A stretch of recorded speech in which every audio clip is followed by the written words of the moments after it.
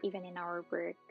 But I think really the key to success is to conduct consistent devotional prayers and to put God first despite the many challenges that come our way, despite the heavy workload or the hectic schedule. So, as we have been taught inside the church, if we put God first in our lives and if we prioritize performing our church duties, then our Almighty God will grant us not only all, but even more than that we ask for.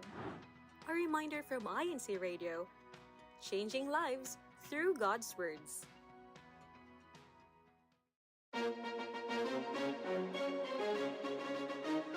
Ito ang INCRadio, DZEM 954, ang tinig ng katotohanan, himpilan ng Iglesia ni Cristo, sumasahimpapawid mula sa Quezon City.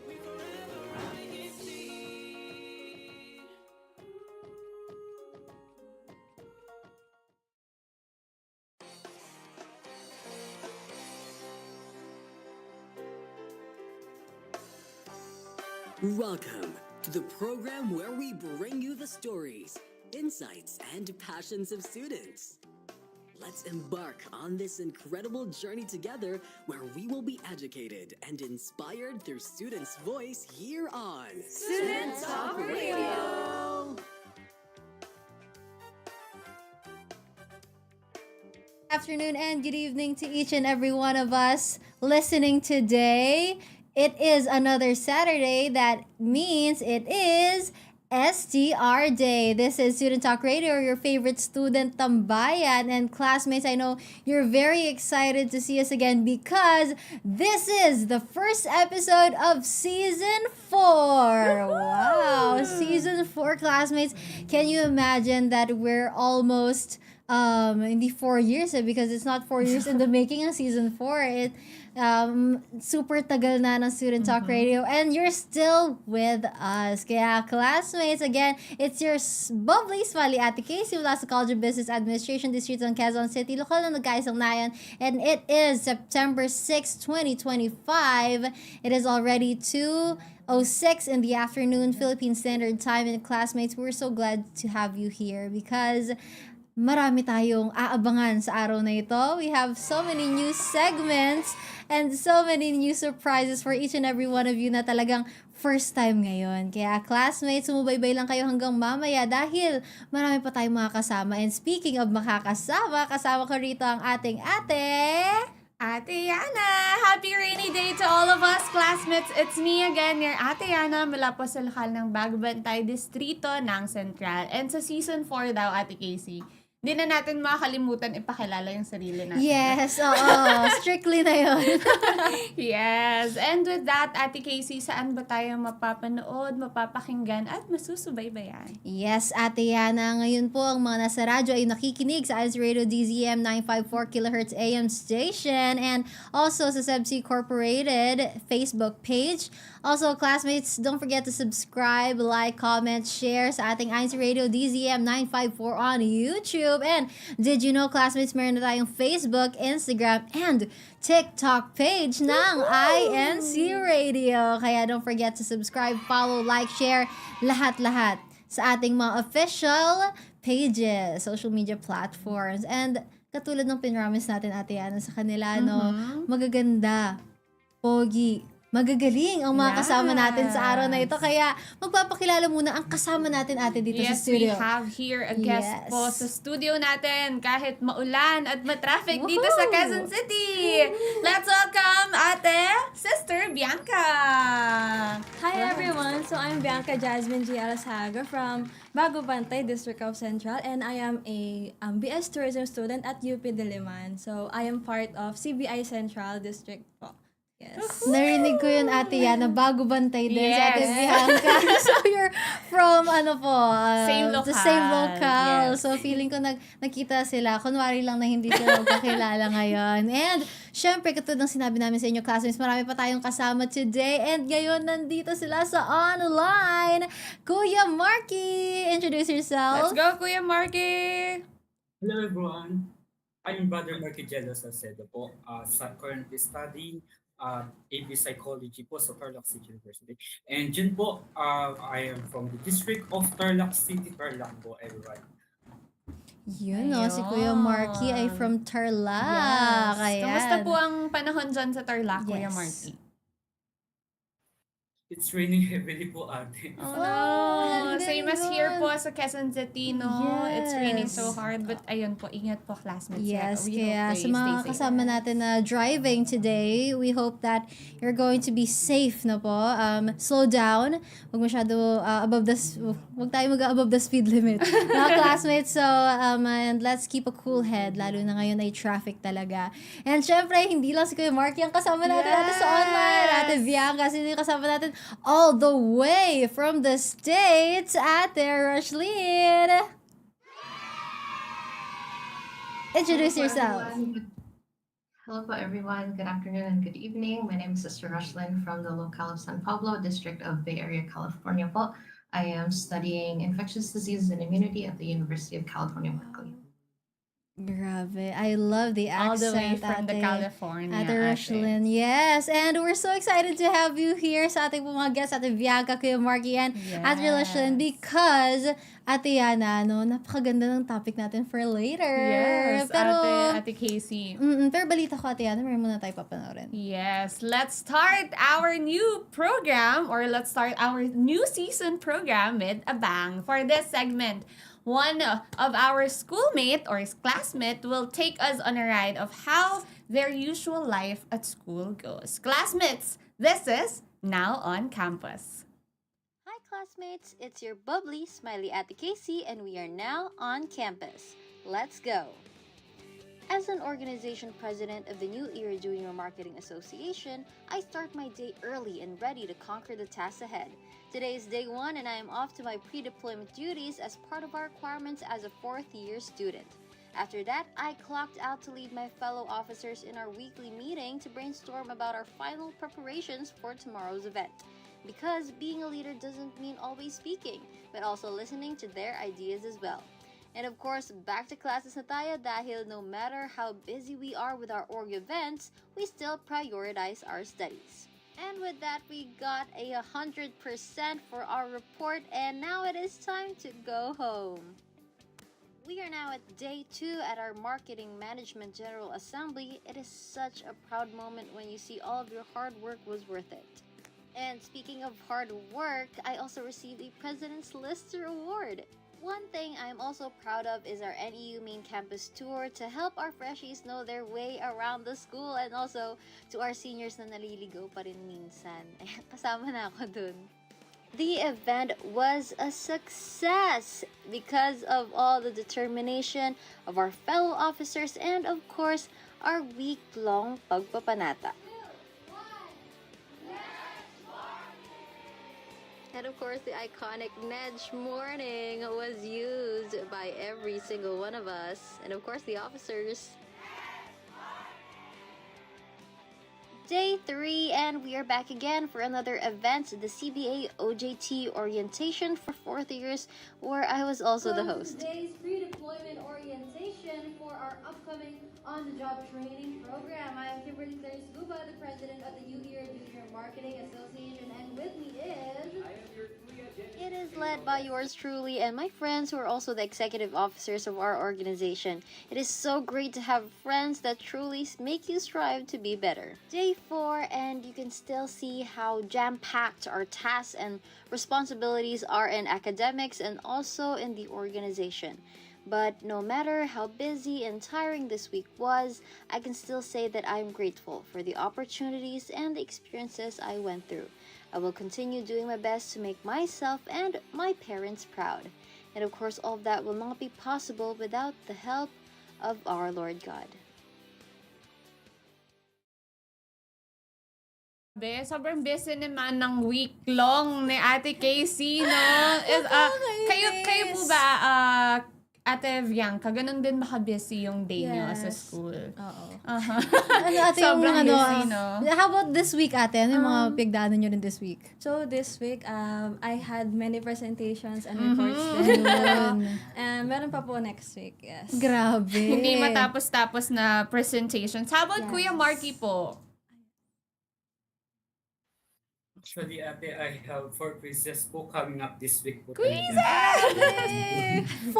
At 4! least announce po yung quizzes niyo, Kuya Marky, no? It's not a surprise quiz. At least. How about Sister Rushlenne? Are you a part of an organization din po in your school? Yes po, I am. Thankfully, no presentations just yet po. I'm just ready for some. At least. At I just started least. your class po, Ate Rushlenne. Oh, Yes, nice. okay. Kaka-start See. pa lang. Pero malapit na, no? Dun sa bugso ng mga tasks. And classmates, before we dive into our topic discussion for today. I know that we are very excited with our topic discussion. Yes, ate. Because as you can see sa ating title, no, leadership, the voice that matters. Kaya kitang-kita natin na talagang leaders yung kasama natin for today. Pero before that, Ate Yana, balita ko daw na meron tayong isa pang segment. Yes, we have prepared so many segments for you, Yes. classmates. So, welcome to the segment where curiosity takes the spotlight and no question is too random. This is I Wonder Why. I wonder why. Yon, I wonder why. Glossophobia. That's the actual term for the fear of public speaking. It's one of the most common phobias in the world. Grabe! Yun pala yun Fear of natin, no? public speaking. Yes, meron tayong fear of public speaking ang bawat isa sa atin, no? Ibig sabihin common to na phobia. Ate Vianca, do you have glossophobia? Yes po. Sakto pala to. Pero na-overcome naman eh. You're Yes! here. Yes, dito tayo sa radio where everything is delivered through words, Yes. di ba? Through speaking. Kaya, in relation, classmates, to our I Wonder Why, we're tackling a fear that so many of us share. The fear of public speaking. Kaya dito na tayo sa ating POV. Yes, adding point of view. And what better way to explore it than with our special guests? Because classmates, as you know, they are the leaders, the public speakers in their own right. But we'll dive into their journeys and learn how they got there. All of that and more right here on Point of View or POV. Kaya, at the end, I think it's time to dive in to this talagang fruitful discussion for today. Okay. For us to continue our topic discussion, do you remember your very first experience speaking in front of the crowd and how did it feel, Ate Vianca? So, I couldn't remember my very first time speaking in front of a crowd, pero I think it was just a school report or something. But I do remember one of my memorable moments po speaking in front of people. It was during a meeting one time, and I was assigned to state the updates from my committee. So, at first, I really felt nervous and pretty awkward then at the start. So, and I really felt small at that time, especially I don't know these people who I am. You're not very familiar with them. Yes. So, that was my feeling that time.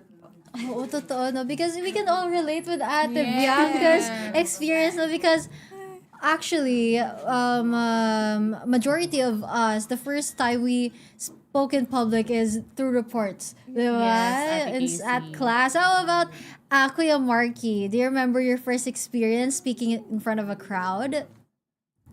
Yes po ate. Actually po, still fresh pa po talaga sa memory Ayun, ko. no? During primary school po kasi I was a Boy Scout po kasi back then and I am their Wow. escort po. We have speech prepared po and dapat memorize po talaga namin yung speech po. And because it's my first time po in front of a crowd, I'm trembling so much po that I can't talk like properly po and na-mental block din po ako. Yes. Grabe, trembling, diba? Hindi lang nervous, trembling. Talagang nanginginig si Kuya Marky ng time na yun.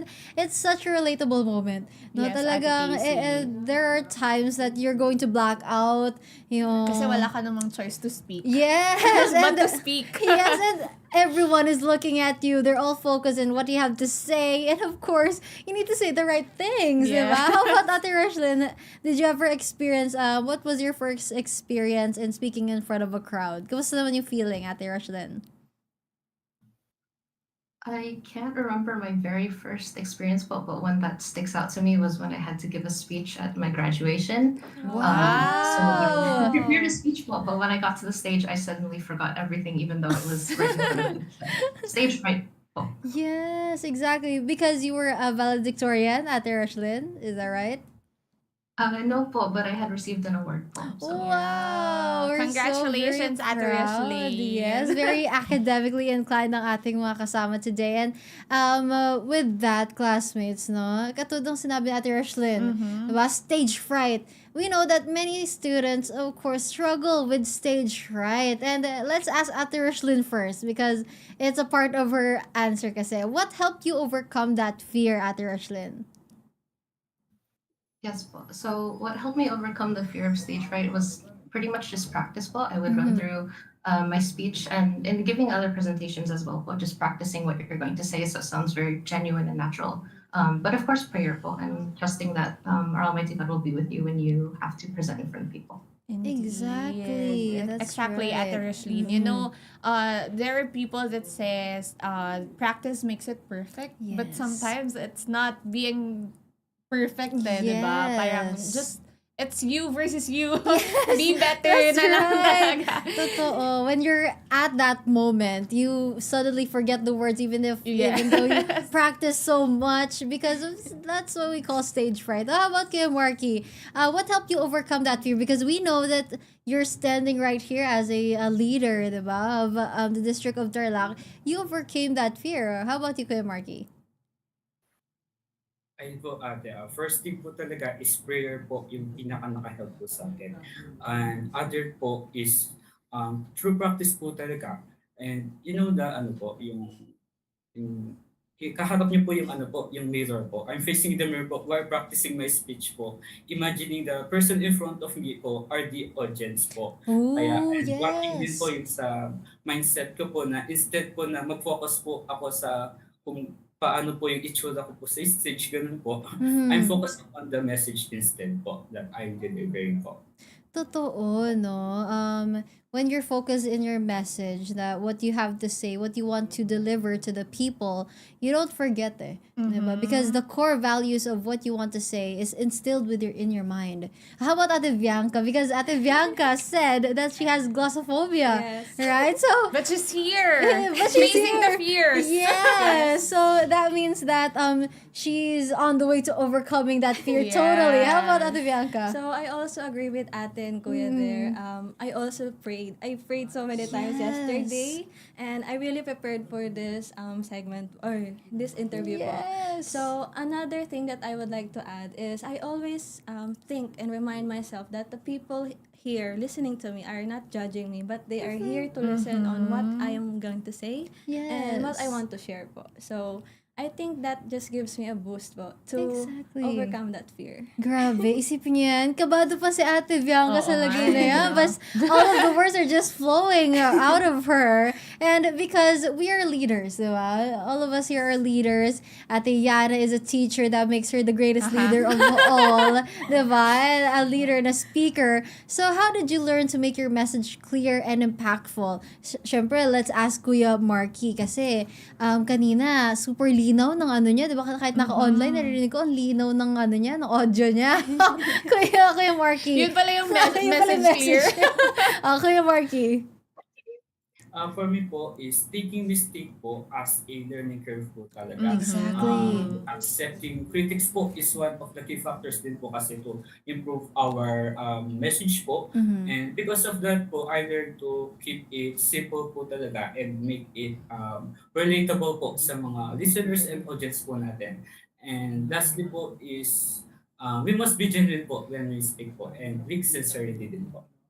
Totoo, no? Because when you believe in the things that you're saying, it And really pinag-aralan mo isn't a talaga problem. eh, diba? Yes, You exactly. prepared for it. Exactly. And how about Ate Rushlene? How about you? How did you learn to make your message clear and impactful? As a leader, of course, because she's also the CBI Yes. district officer president of California Bay. So how about you, Ate Rushlene?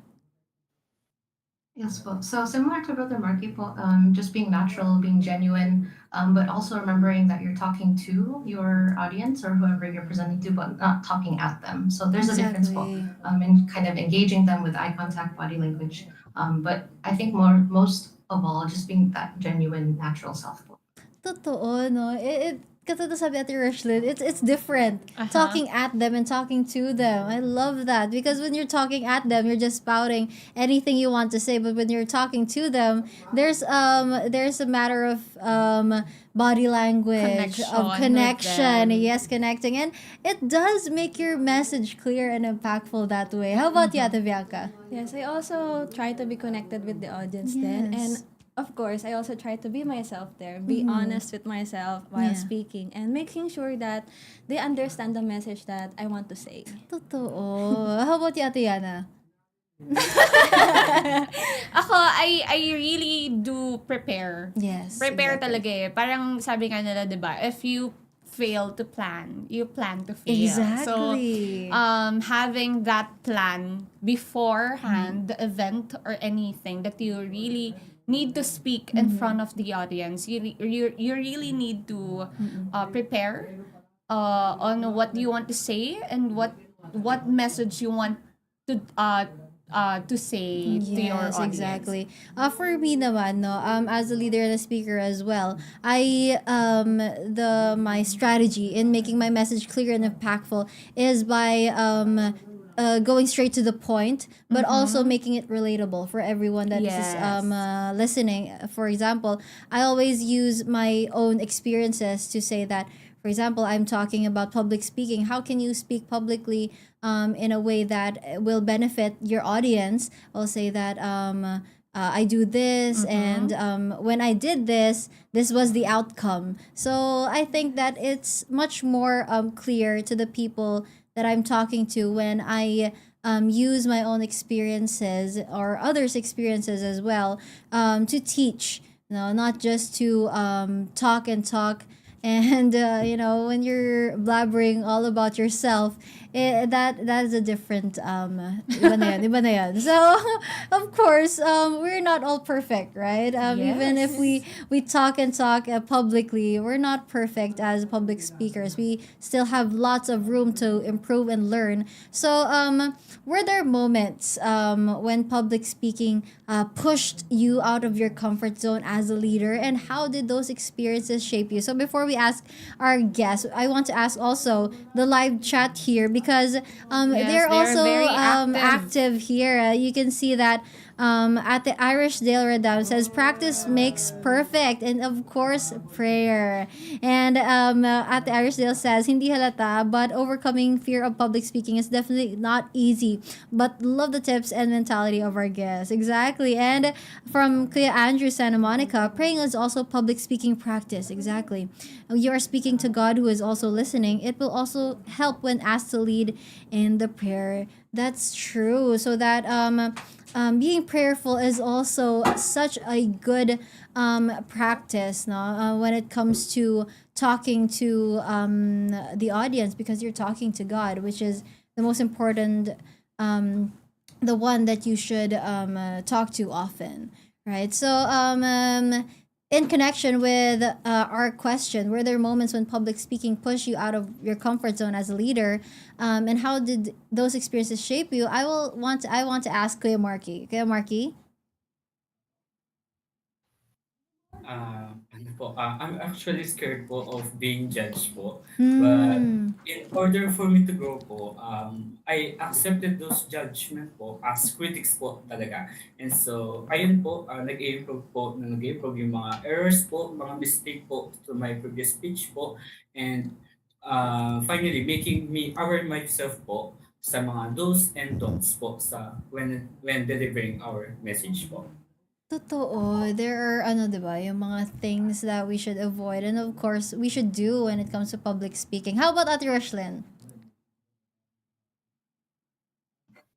Yes, well, I remember a time that I was pushed out of my comfort zone when I had to give a presentation at a conference in front of a lot of people who were studying similar topics as me. And it showed me that having general knowledge of my field, po, especially what I'm studying, is very helpful. So you can learn to be flexible and think on your feet, especially when you get questions. Exactly, because when it comes to public speaking, Ate Rushlenne, no, it's not just about talking. There are also gonna be questions for you, diba? They're going to ask you for clarifications and such. So you have to be on your feet talaga. And of course, tatanungin natin si Ate Vianca, but para hindi po kayo magulat, we're also joined by one of our hosts din, Ate Christy. Kaya Ate Christy, sige, pakilala ko muna so they can Hi you know. everyone, it's a rainy afternoon. Exactly.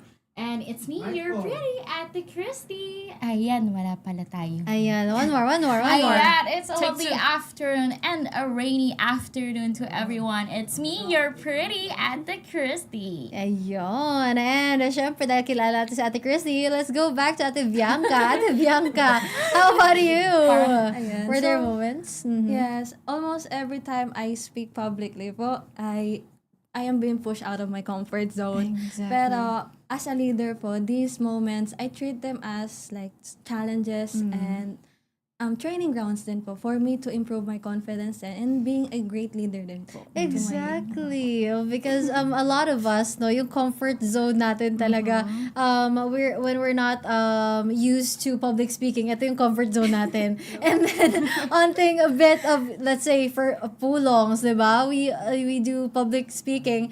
Ito, pag finish tayo palabas ng comfort zone na yan, it's Minsan very... manginginig ka talaga eh, no? Yes. But uncomfortable Yes, pag moments tinula will ka shape talaga, you di ba? talaga. Matutumba ka ng konting, out of balance ka when they push you. And with that, di ba, yung mga iba-iba nating I remember kasi with me when the first time, because I'm not talagang practiced in public speaking. Yes, I talk a lot, but not to the point that I'm good at public speaking. So the first time I was pushed out of my comfort zone as a leader was the first meeting I had with the local officers in my local, because I was a Binhi Binhi local president that way back then, and I remembered all of their eyes were glued to me, and that was so scary because I know that they're looking for me for guidance, they're looking for me, they're looking to me for advice, but I was still a kid back then, and most of them were older than me, and I think that the very thing that helped me back then was I prayed before I went Speak in front. went and spoke on front, because we can't do it by ourselves. That's one of the things that I'll always remember. We'll always need the guidance of our Almighty Yes, God. Ate Casey. And I can still remember, naalala ko lang, no, since nabanggit mo din last time, the first time that you went here sa studio, I was the one who's speaking Yes, here. exactly. And then Ate Casey was like this one. Naka ano lang siya, and she was very shy, and look at her now. Oh, diba? yes. Uncomfortable moments really shapes us. Exactly. And our uncomfortable experiences Yes. really develops our skills. Look at Exactly. Ate Casey now. Mas magaling na siya sa akin. No, that's not true. I'm And, just talkative. Yeah. So we're very. Totoo yun, talkative.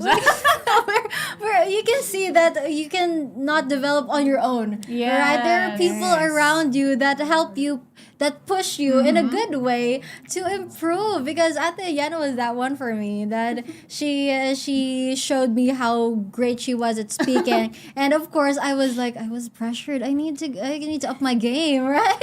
A good pressure naman. Yes, that was what we call good pressure. So, of course, with us here, as leaders, as public speakers, we are talking to the students, the audiences here, and of course, I know that each and every one of us has something to say to them and advice, right? So, because let's say that, we're not saying na That we are very professionals good. tayo, very good, but I think we have something to say, right? We have From our experience. experiences. Yes, our small experiences.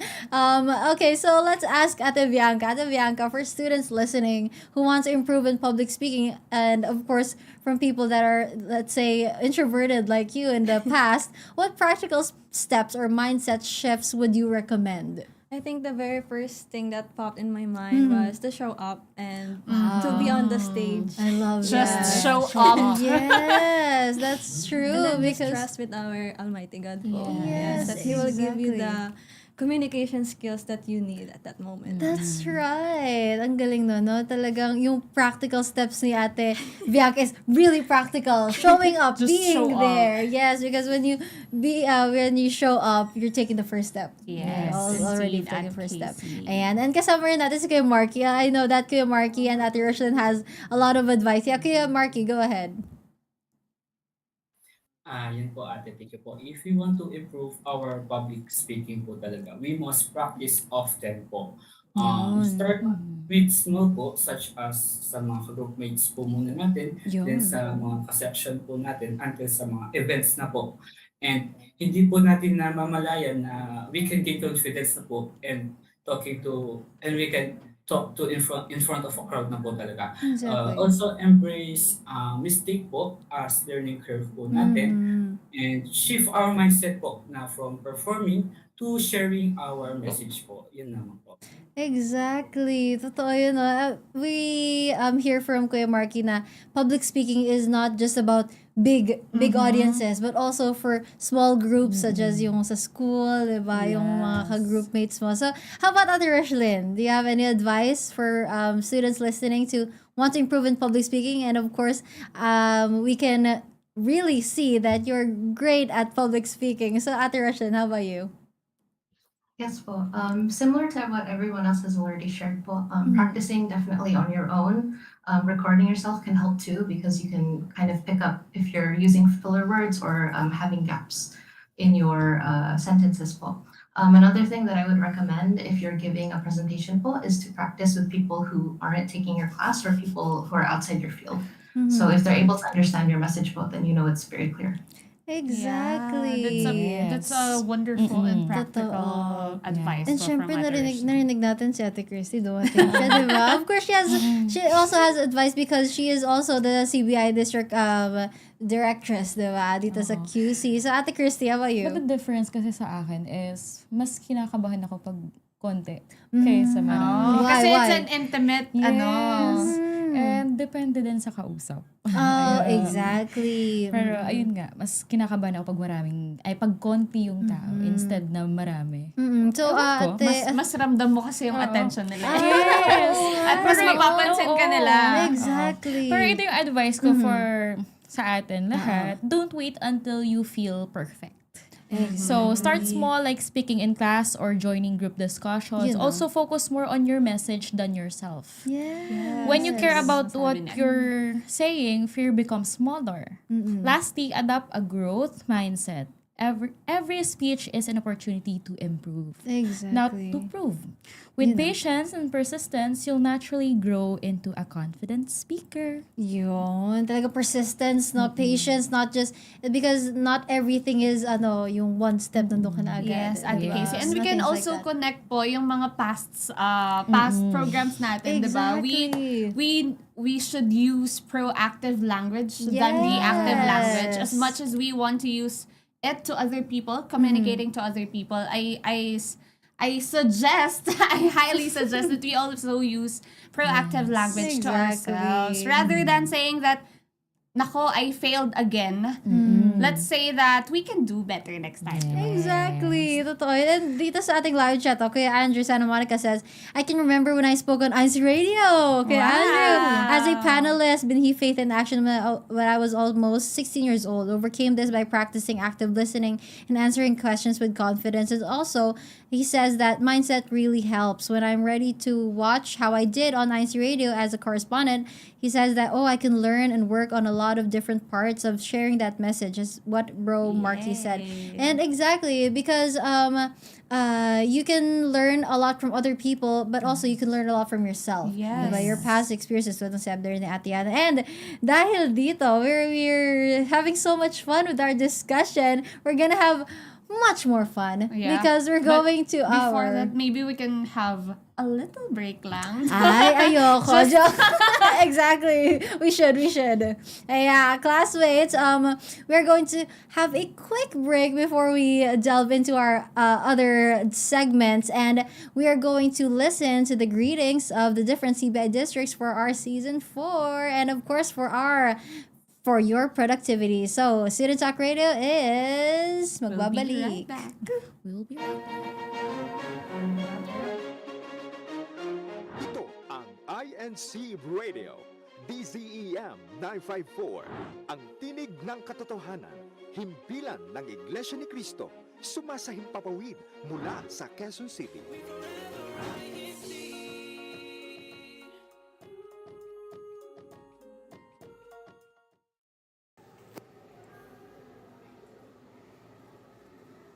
Mula po sa distrito ng Lingayen, Pangasinan, kaming CBI po sa aming barangay ay malugod na bumabati sa ating tagapanghalang pangkalahatan, ang kapatid na Eduardo V. Manalo na Happy 16th Anniversary po! Mahal na mahal po namin kayo!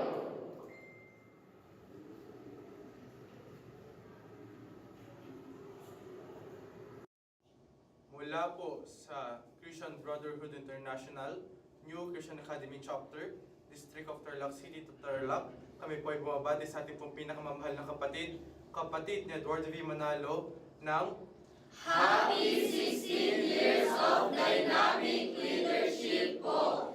We love you po! FYP for your productivity.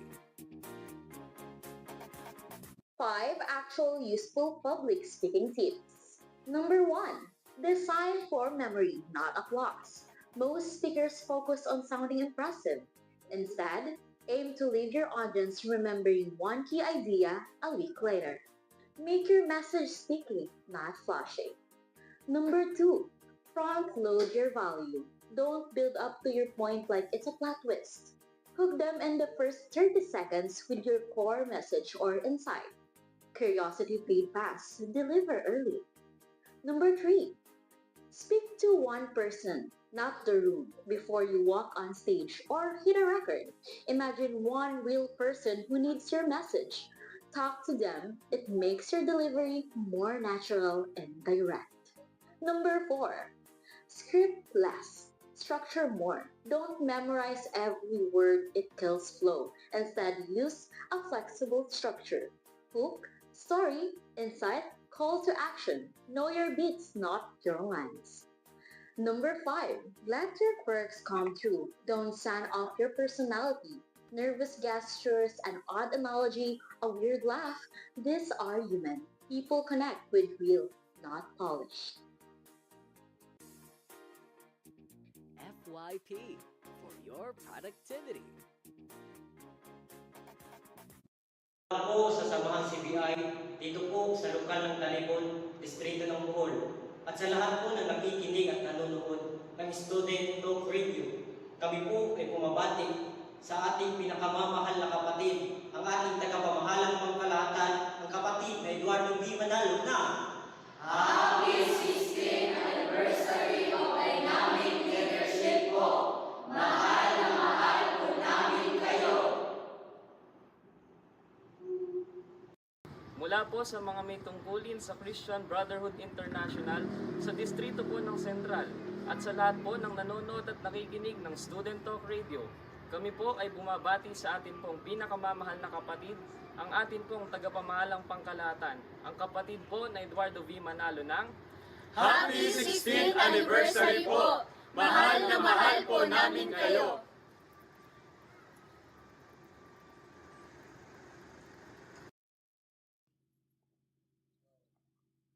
Mula po sa balangay ng CBI, University of the Philippines, Los Baños, kami po ay bumabati sa ating tagamahalang pangkalahatan, ang kapatid na Eduardo V. Manalo ng Happy 16th Anniversary of Dynamic Leadership po! We love you po!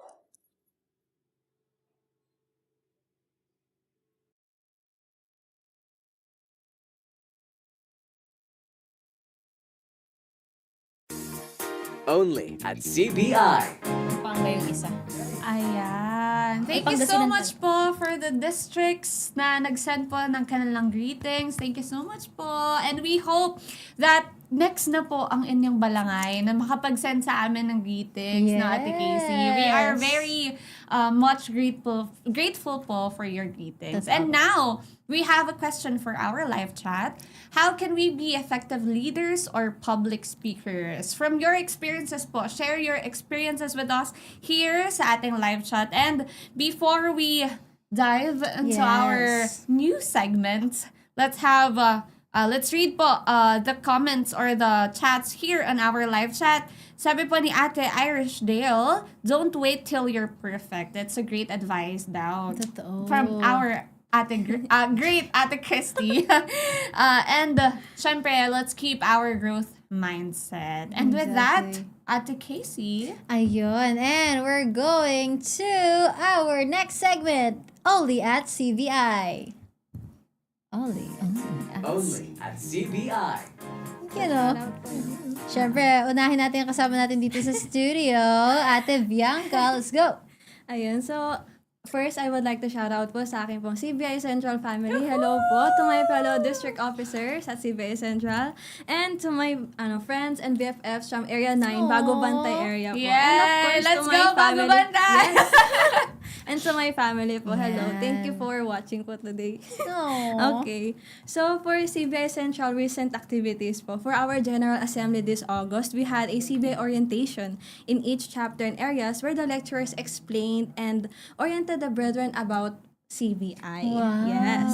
And then, we also have welcome new members in their own chapters po. Wow. Tapos, Ayun, 2 weeks later, 2 weeks later, we had CBI officers orientation that welcomed newly recruited CBI officers and gave them insights po on their tasks and responsibilities as CBI leaders. And then we also have this MSM or Monthly Students Mission where CBI members propagate our faith to their classmates, teachers, and schoolmates po.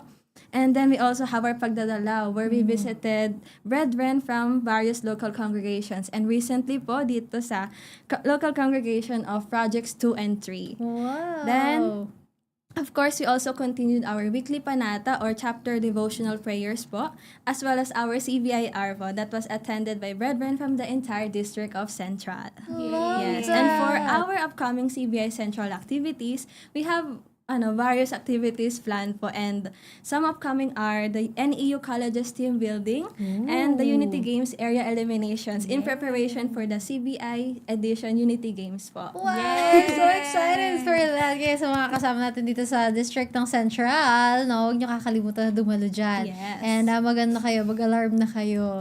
Schedule nyo na yan. Set na sa schedule yan. How about kayo, Marky, all the way from Tarlac? Ano yung inyong mga CBI announcements and activities? Yeah po, ate. In Tarlac City District po, we had 4 previous activity po. First is the CBI team building po, held on New Christian Academy po. This activity po ay isinagawa po siya noong August 18 po na po. Kung saan yung mga officers po and members po ay nag-tipon-tipon po para po sa isang team building activity po. Ayan po. The other activity po is yung CBI Unity Games Board Games Edition po. This activity po held per chapter po, and also this activity po ay isinagawa po siya noong August 18 po. We also held an assembly po, both weekly and monthly po, and last but not the least po, chapter visitation po these past few weeks po. In terms of upcoming activities po in our district, we will have a CBI seminar po, improve study habits within second week of the month po, and also CBI painting activity po, also within second week of this month din po siya, ate. Yun lang po. Yes. So exciting ng kanilang mga activities, no? May art activity. Yes, But iba. I love that. And syempre, hindi magpapatalo naman all the way sa States, sa California. Ate Rushlenne, how about you? Hello po. We also had 4 previous activities this year po. Firstly, we started with our campus tour at the University of California, Berkeley. It was very fun po, and we were blessed to have good weather that day. Then after that po, we actually collaborated with our district multimedia bureau, And we held a public speaking seminar similar to the topic that we're discussing tonight po. And we'll learn more effective tips on how to deliver effective and engaging presentations.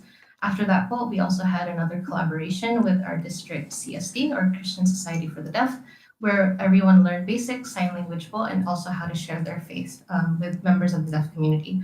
And recently po, we just celebrated our students, our graduating class of 2025 with our baccalaureate po last month.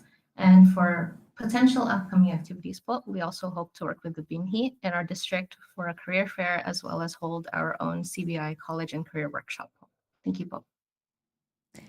Wow, grabe. Iba-iba talaga yung mga activities ng CVI. We have sign language, art activities. But how about your shoutouts po? Baka you have someone to greet, Ate Rushlenne.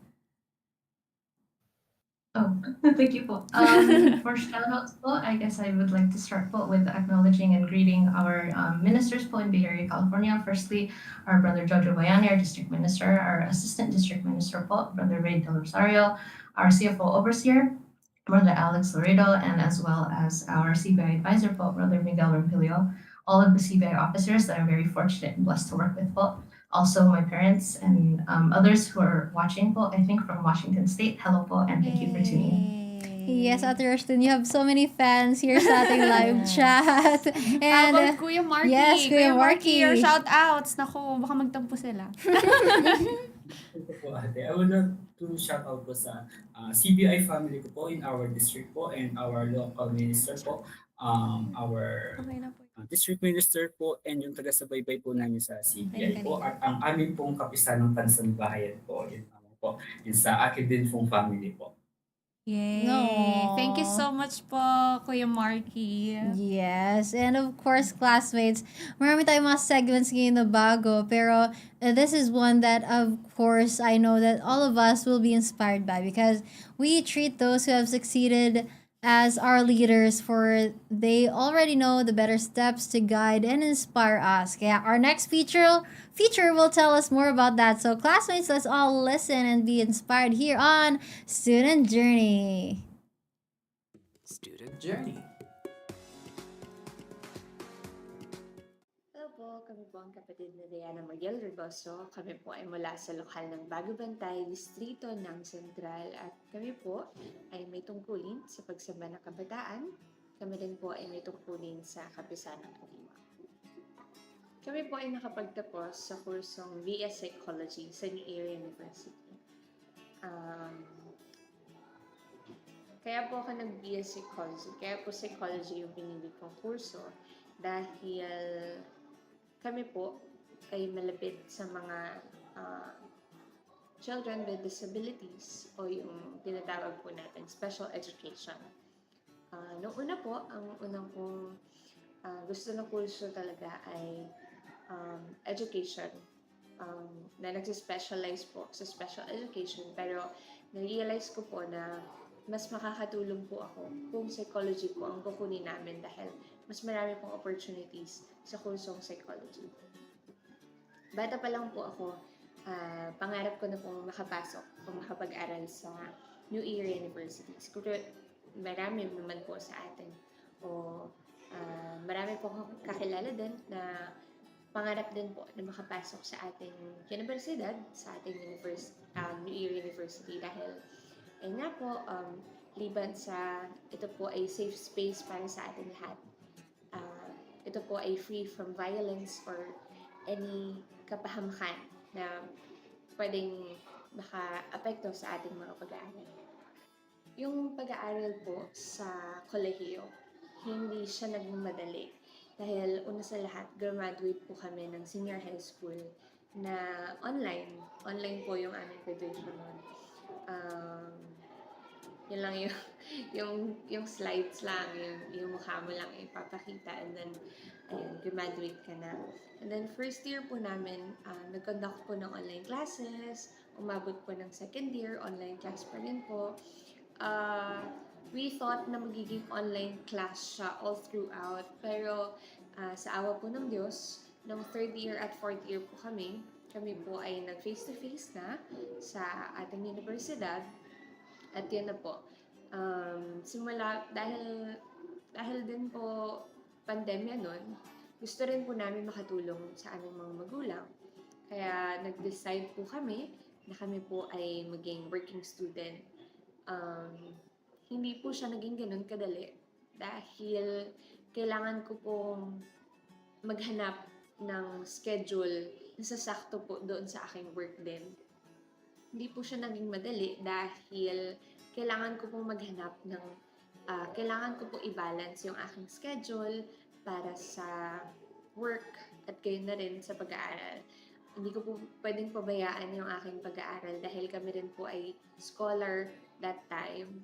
And also, syempre, nakakaya naman po sa aking mga magulang kung mapapabayaan ko po yung aking pag-aaral. They are very supportive po sa aking mga desisyon. So, they just supported me nung sinabi ko po sa kanilang gusto kong magtrabaho habang ako ay nag-aaral. Just that, yun nga po, ni-remind lang po nila ako na huwag pong pababayaan ang aking pag-aaral. Ngayon naman po, naging mabigat po siya para sa akin. Hindi lang dahil yung physical na pagod. Kaya na rin, dahil nga po palipat-lipat po ako ng block, palipat-lipat po ako ng schedule, naging mahirap po sa akin yung pagbuo ng connection. May it be for friends, classmates. Doon po nakatulong po sa akin ng malaki yung CBI, Christian Brotherhood International, sa aming balangay, yung College of Arts and Sciences. Noong una po ay iniimbita lang po nila ako bilang, ayun po, dadalo lang sa mga aktibidad na nakatulong po talaga ng malaki sa akin dahil yun nga po, nagkaroon ako ng mga kaibigan, mas naging bearable po yung aking college life because of them. Kaya na rin po, ako din po ay naging may tungkulin sa CBI that time sa aming balangay. Kaya naman, laking pasasalamat ko po sa CBI dahil hindi lang binigyan po nila ako ng pagkakataon upang magkaroon ng mga kaibigan, kaya na rin po pinagkatiwalaan din po kami bilang may tungkulin sa CBI. Tulad po na nasabi ko kanina, laking tulong po sa akin ng mga kaibigan po na kami tungkulin din po namin dahil hindi lang po sa mga araw-araw na gawain kami nagkakatulungan, kundi lalo na higit sa lahat, sama-sama po kaming tumutupad ng aming mga tungkulin. Higit sa lahat, laking pasasalamat ko po sa aking mga magulang, sa aking pamilya, sa aking mga kapatid. Dahil buong angkan po ay napaka-supportive sa lahat. May it be sa pag-aaral, sa pagtatrabaho, lalong-lalo na po sa pagtupad ng aming mga tungkulin. Ayun po, tayo po ay kinawaan bilang kami po ay graduate na mayroong award na Service Award dahil kami rin po ay quite active sa mga organizations po sa New Era University. Kaya din po, kami po ay graduate bilang isang magna cum laude. Gayon din po, bago po kami graduate, kami po ay nakapasa sa Certification for Human Resource Associate. So, laking pasasalamat po namin sa ating Panginoong Diyos dahil sa kabila po ng mga pagsubok na ating nararanasan, hindi niya po tayo pinabayaan. Higit sa lahat, binigyan niya po tayo ng mga pagtatagumpay na siya naman natin laking pinapasalamat po sa Kanya. At siya naman din pong gagamitin ko po sa mga pagtupad ng aking mga tungkulin sa loob ng iglesia. Student Journey. That was such an inspiring story from Ate Yana. Talagang she is such an inspiration to all of us, no? Nung kung lahat tayo ay na-inspired sa kanyang journey, diba? And ngayon kasama pa rin natin sa Student Talk Radio. And classmates, of course, di natin makakalimutan itong nagpadala sa atin ng sulat ngayon sa ating segment na Dear Classmate. Ayan, pakinggan natin mula, ayan. Dear Student Talk Radio classmates, when I was younger, the thought of speaking in front of a crowd terrified me. My hands would shake, my voice would stumble, and I always wished to just disappear. But over time, I realized that fear could only be conquered if I faced it little by little. I started with small steps, speaking up in class, volunteering to lead group reports, and saying yes to opportunities that scared me. Each experience made me stronger and more confident. Now, I stand not only as a speaker but also a leader. Public speaking taught me that leadership is not about having no fear, but about having the courage to share your voice and inspire others. I'm also deeply grateful to our executive minister, Brother Eduardo V. Manalo, who continues to be a shining example of what true leadership and effective public speaking should be. His wisdom, humility, and strength inspire me to keep growing, not just as a speaker, but as a servant leader to others. From once being afraid, I've grown into someone who embraces the stage with confidence. And to anyone listening who feels the same fear I once had, believe me, you can grow through it too. Sincerely, a formerly shy student. Oh, thank you so much, dear sender, sa ating, dear classmates, sa ating... It represents all of us. Exactly. We can all relate because we've been there as a shy classmate, as a shy student once.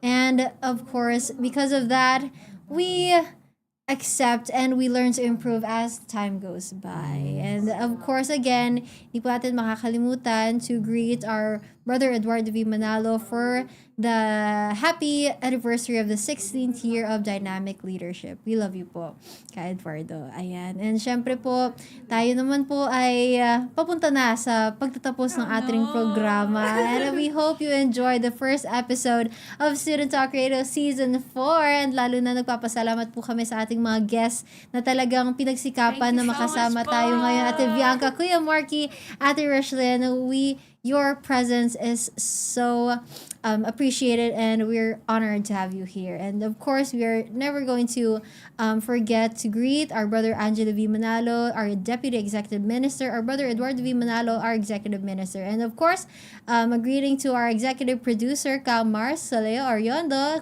Kuya Tech on Board, Kuya Henry, Kuya Dan, Kuya Nico, and Kuya Charles Den, and sa ating SCR crew, sa ating producer of the week, Kuya Jaycon. And makakasama natin siya sa mga susunod sa ating Team Live chat viewers and listeners from all over the globe. Coming up next is INCRadio Bicol Region, Magayon na Kabikulan. Kaya classmates, join us again next week. Let's be educated and inspired through students' voice here on your favorite Student Tambayan, the one and only Student Talk Radio!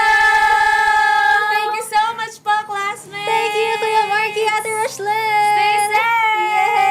Thank you so much. Thank you so much po. Happy Season 4, classmates. Woo! Like Ate Vianca. Season 4. At yung mga Bye! See you soon, classmates.